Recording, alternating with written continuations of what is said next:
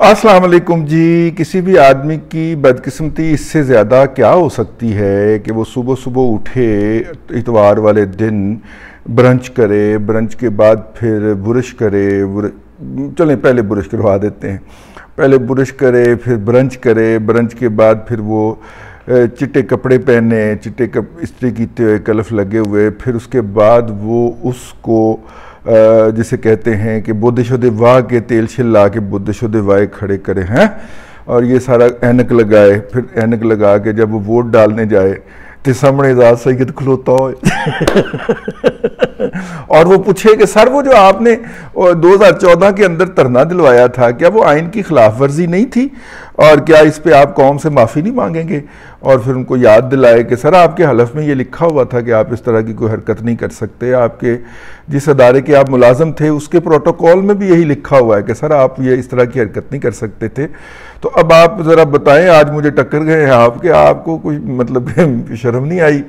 तो उसके बाद वो बंदा पूछता फिर है कि यार एजाज सैयद को कौन रोकेगा, ये मैं यहाँ पे वोट डालने आया हूँ। तो आगे से उनको जवाब मिले कि जी वो मीडिया है और उसको अंदर आने की इजाज़त है, उनको इलेक्शन कमीशन ऑफ पाकिस्तान ने अंदर आने की इजाज़त मिली हुई है। ता आन के एजाज सैयद जो है वो उस बंदे को बुरे के घर तक छोड़ के आए, यानी कि वोट डालने वाले कमरे तक छोड़ के आए। मेरा मतलब है ये कि डरावना ख्वाब ही हो सकता है। जो है वो जनरल ज़हीरुल इस्लाम साहब के हलके के अंदर इलेक्शन हो रहा था, और उन्हीं के ये एक हम पेशा रिटायर्ड साहब जो हैं वो खड़े भी हुए थे। ये उसके अंदर उन्होंने माहौल बना लिया था रिटायर हजरात को एक प्लेटफॉर्म पे इकट्ठा करके ज़हीरुल इस्लाम साहब ने, और ख़ास तौर पे जब राजा ज़फ़रुल हक साहब जो थे वो मुखालफत कर रहे थे इस कैंडिडेट की जिसको PMLN ने गोद लिया है, ओन किया है, क्योंकि इन्होंने राजा ज़फ़रुल हक साहब के साहबजादे को ही हराया था, तो वो कर रहे थे। तो उसके बाद जो है वो रात गए, नवाज शरीफ साहब का फ़ोन आया राजा ज़फ़रुल हक साहब को, और उन्हें कहा गया, गुज़िश्ता रात की बात कर रहा हूँ, और उन्हें मियाँ साहब ने कुछ समझाया होगा। वैसे भी राजा साहब जो हैं वो मियाँ साहब के पुराने आशिक हैं, तो राजा साहब फिर बात मान गए। तो फिर रात गए, फिर राजगान की जो एक इजलास हुआ उसमें ये तय किया गया कि अपने जो हैं वो अपनी जगह के ऊपर जो हमारे इख्तलाफात हैं, लेकिन वोट जो है वो हम इसी को दे देते हैं क्योंकि मियाँ साहब का फ़ोन आ गया।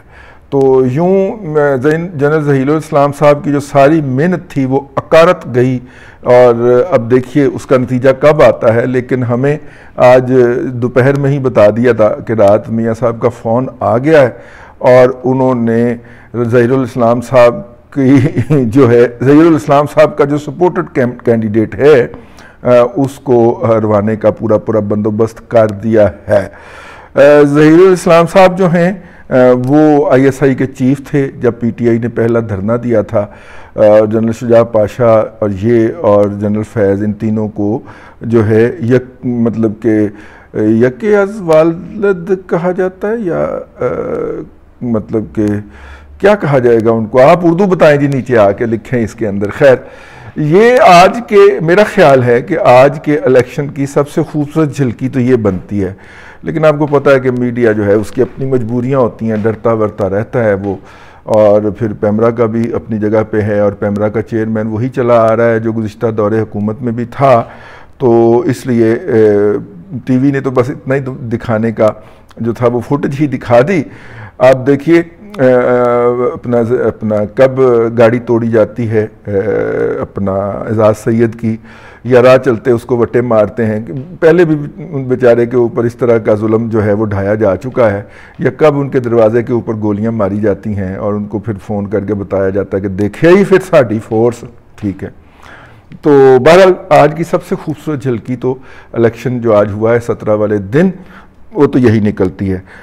दूसरी जो खूबसूरत झलकी फिर बनवाई वो अपना शहबाज गिल साहब ने बजाय, डॉक्टर शहबाज गिल जिनकी सारी फैमिली इस वक्त अमेरिका में मुकीम है, और 12 साल से उनकी बेगम साहबा भी डिफ़ॉल्ट करके, जो उनकी साहब का स्टूडेंट थी, और उनको उन्होंने स्कॉलरशिप पे वहाँ पे भिजवाया, फिर ख़ुद वहाँ पे जाके उनसे शादी रचाई, फिर माशाल्लाह अल्लाह ने उनके गुलशन के अंदर 2 फूल भी खिला दिए, और वो फूलों की को वहीं पे खिलता छोड़ के पाकिस्तान के बच्चों को गुमराह करने के लिए पाकिस्तान तशरीफ़ ले आए।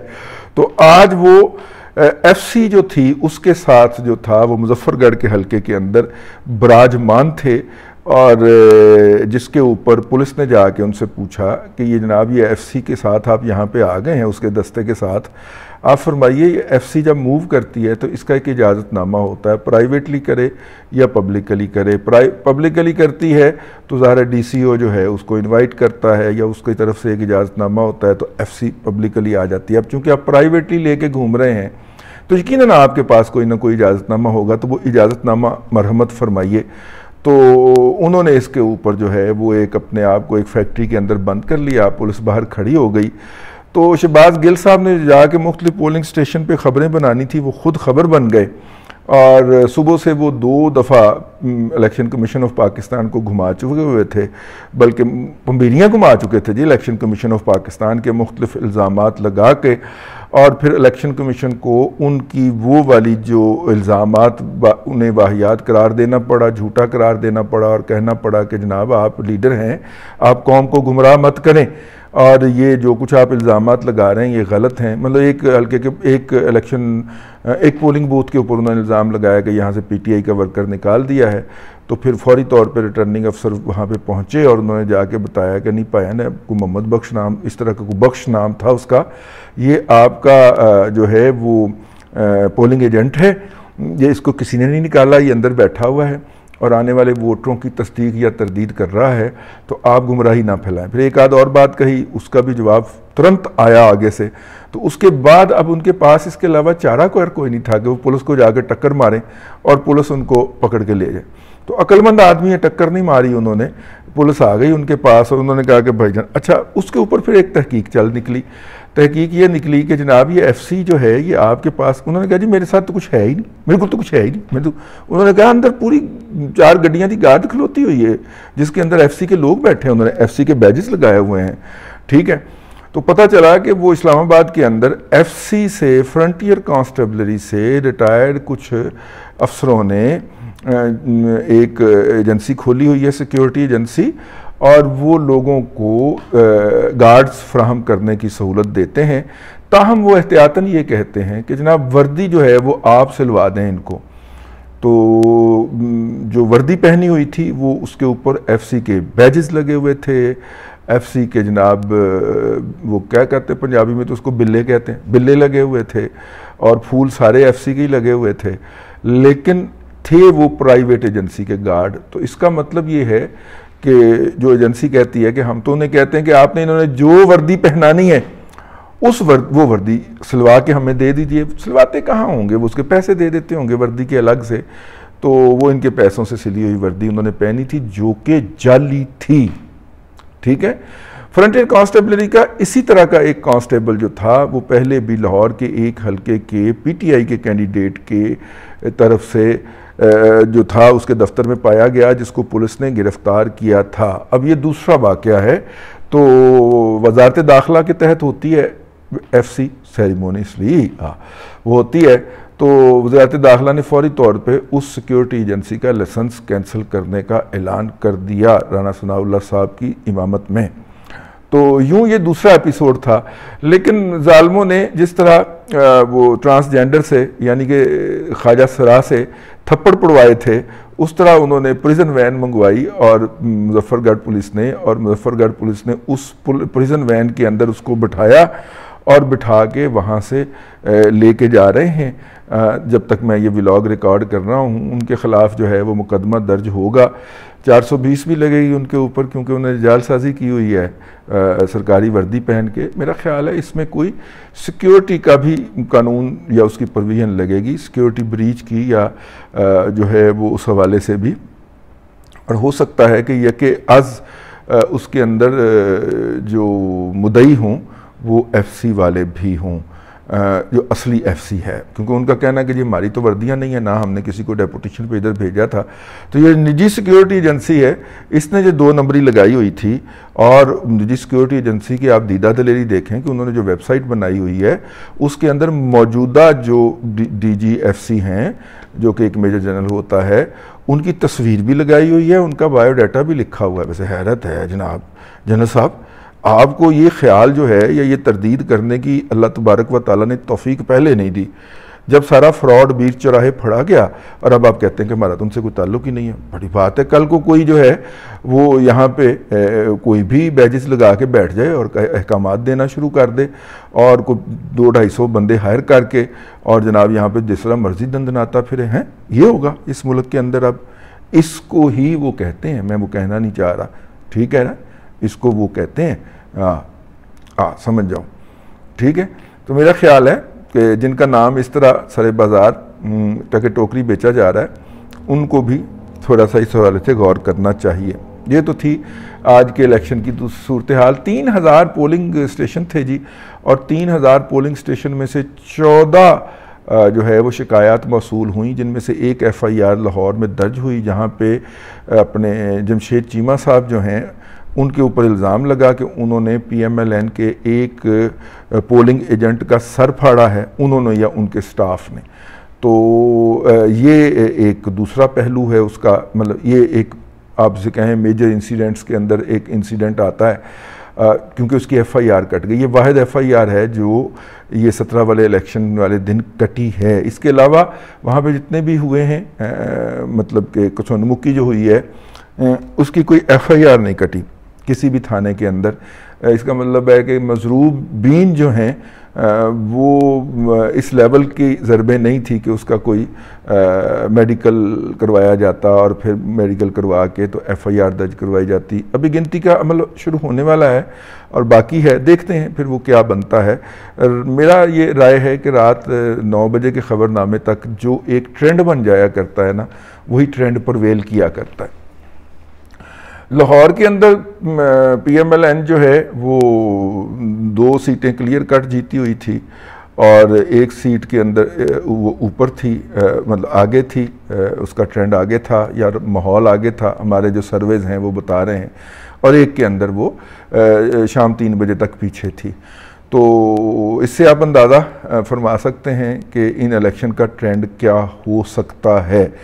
और भी छोटे मोटे वाक़यात हुए, जैसे फवाद चौधरी साहब जो थे वो गाड़ी ड्राइव करते हुए लाहौर के एक हलके के अंदर जाके इलेक्शन का जायज़ा लेना चाह रहे थे कि उनकी गाड़ी का एक टायर जो था वो TLP का भी कैंडिडेट था ना वहाँ पे, तहरीके लब्बैक पाकिस्तान का, तो उसके एक वर्कर के पाँव के ऊपर चढ़ गई और उनका जो घुटना ही होता ना, नहीं घुटना नहीं, गिट्टे को क्या कहते हैं यार, हाँ वो जरा जोड़ के इमरान खान झूठ बोल रहा यार आओ, वो गिट्टा जो था उसके ऊपर गाड़ी चढ़ा दी उन्होंने और वो बेचारे का जो गिट्टा था वो टूट गया। तो उसके ऊपर फिर TLP के वर्कर ने उस गाड़ी को खड़काया। अगरचे PTI कहती है कि उसके शीशे विशे टूट गए, लेकिन जो फुटेज है उसके अंदर अभी शायद शीशे टूटे नहीं है, जो फुटेज जो है इस वक्त मीडिया के ऊपर ऑन एयर की जा रही है। उसके अंदर फवाद चौधरी साहब भी थे और फवाद चौधरी साहब के साथ जो साबिक वज़ीर ख़ज़ाना है शौकत तरीन साहब वो भी थे। कहा यह गया जमशेद चीमा साहब की जो बेगम साहिबा हैं मुसर्रत जमशेद चीमा, उनकी तरफ से ये फरमाया गया कि वो हल्के का जायज़ा लेने के लिए वहाँ पे गए थे, लेकिन जब ये सूरत हाल हुई तो वो वापस चले गए। मुझे याद आ गया जो हमारे यहाँ रवायती सस्ती शोहरत हासिल करने वाले सियासी लीडर होते हैं, जब उनकी पार्टी के अंदर कोई मुश्किल वक़्त आए या कोई राउंड अप हो जाए या कोई पुलिस उनके ऊपर जो है वो छापे वापे मारने की कोशिश करे, तो वो पुलिस को खुद ही फ़ोन करके कहा करते हैं यार हमें घर पे ही आके या तो गिरफ़्तार कर लो या यहाँ पे नज़रबंद कर दो, ठीक है। तो फिर पुलिस आके कार्रवाई डाल देती है, तो फिर अपनी क़यादत को बताते हैं कि देखें हम निकलते कैसे, हमने तो पुलिस ने घर से ही छापा मार के गिरफ़्तार कर लिया था। तो वो उसी तरह का कोई आया कि उन्होंने जाते ही टक्कर मारी कि यहाँ पर हल्का फुल्का वाक़या होगा, उसके बाद हम वापस जाके होटल में बैठ जाएंगे कि देखें जनाब हम गए तो थे, ठीक है, लेकिन आगे फिर पुलिस ने नहीं जाने दिया तो हमें जान बचा के वहाँ से भागना पड़ गया। ये 2-3 इंसिडेंट्स हैं, लेकिन आज के दिन की जो मास्टर स्ट्रोक है वो PMLN ने आज मीडिया के साथ प्ले किया। उन्होंने सोशल मीडिया के ऊपर भी और मेन स्ट्रीम मीडिया के ऊपर भी, अब मैं दूसरा तजिया करने लगा हूँ जनरल, हाँ, उन्होंने मेन स्ट्रीम मीडिया के ऊपर भी और सोशल मीडिया के ऊपर ख़ास तौर पे भी यकसू नहीं होने दिया। हम सुबह सुबह उठ के सोशल मीडिया पे बैठ गए थे और हमने ये सारे मनाजर देखे और सारे जायज़े लिए, और उन जायज़े और मनाजरात में जो बात हमें नज़र आई कि PMLN ने उन्हें सोशल मीडिया के ऊपर जम के प्रोपेगेंडा करने नहीं दिया गया। 2 या 3 घंटे के लिए PTI का ट्रेंड टॉप का बना, अदरवाइज़ बाकी ट्रेंड जो थे वो PMLN के ही डोमिनेट करते रहे या जनरल ट्रेंड डोमिनेट करते रहे। मतलब कि रात में धोखे से PMLN ने बड़ी चालाकी से एक ट्रेंड जो था वो PTI से अपना टॉप ट्रेंड बनवाए रखा। मेरा ख्याल है कि बल्ला जिताओ मुल्क जलाओ। अब PTI के अंदर से उर्दू तो इतनी की आती है ना, PTI वाले उसको टॉप ट्रेंड बनाते रहे। तो वो जब काफ़ी देर के बाद उन्हें किसी ने बताया कि जाहिल के बच्चों ये क्या कर रहे हो, तो फिर उन्होंने उसको सपोर्ट करना बंद किया। ये कल रात की बात आपको मैं बता रहा हूँ। तो इससे आप अंदाज़ा फरमाइए कि उन्होंने काफ़ी स्मार्ट ब्रीक खेला इसके ऊपर। फिर जनाब वो वक्तन फ़वक्तन मुख्तलिफ शुरलियाँ छोड़ते रहे। जैसे एक उन्होंने ऑडियो रिलीज़ कर दी, अपना क्या नाम है, शेख रशीद साहब की। वो अपने किसी कारकुन को कह रहे हैं या अपने किसी यार बेली को कह रहे हैं कि यार फिर फड़ाए हैं पैसे शरकपुरी नू। और शरकपुरी साहब ने एक रात पहले ऐलान किया था कि वो PMLN का रिज़ाइन जो है उन्होंने जाके चौधरी परवेज़ लाई को दिया था और कहा था कि मैं तो जनाब आपको सपोर्ट करूँगा, मैं PMLN को सपोर्ट नहीं करूँगा।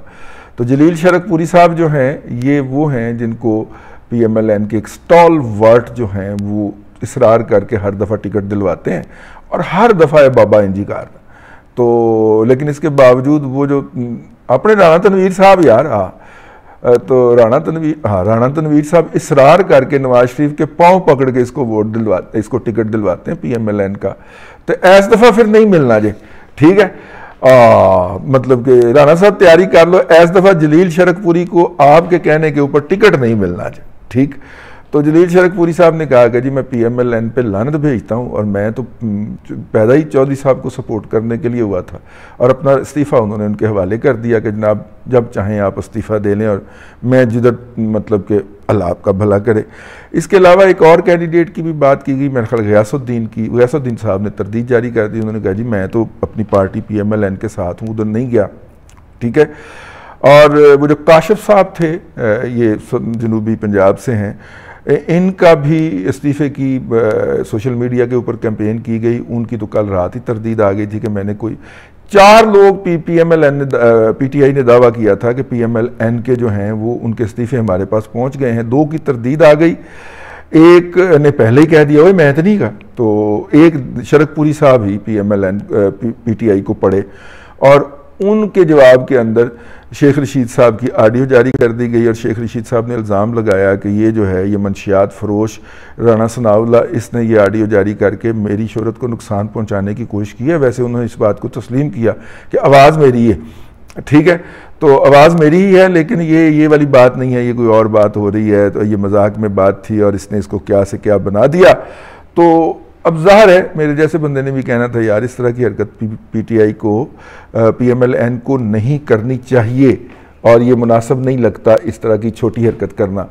लेकिन सोशल मीडिया के ऊपर और मेन स्ट्रीम मीडिया के ऊपर डिस्कशन का जो टॉपिक था वो PMLN की सोशल मीडिया टीम जो है या PMLN की मीडिया टीम जो है वो प्रोवाइड करती रही। इसका मतलब है कि वो नॉर्मली जो इश्यूज़ होते हैं जो डिस्कस करवाया करती है PTI की सोशल मीडिया टीम, वो आज PMLN की सोशल मीडिया टीम ने जर्नल और मेन स्ट्रीम मीडिया के ऊपर और सोशल मीडिया के ऊपर डिस्कस करवाए। स्मार्ट मूव थी। तो ये ज़िमनी इलेक्शन नहीं था। राणा सनाउल्लाह साहब का कहना था कि ये सेमी जनरल इलेक्शन है और जो है उनका कॉन्फिडेंस ये बता रहा था कि वो मतलब कि रीज़नेबल पोजीशन में हैं। अब देखिए काउंटिंग होती है तो क्या सामने आता है। अब तक के लिए इतना ही। अल्लाह तबारक व तआला आपको आसानियाँ अता करे और आसानियाँ खल्क़े खुदा में तकसीम करने की तौफ़ीक़ अता करे।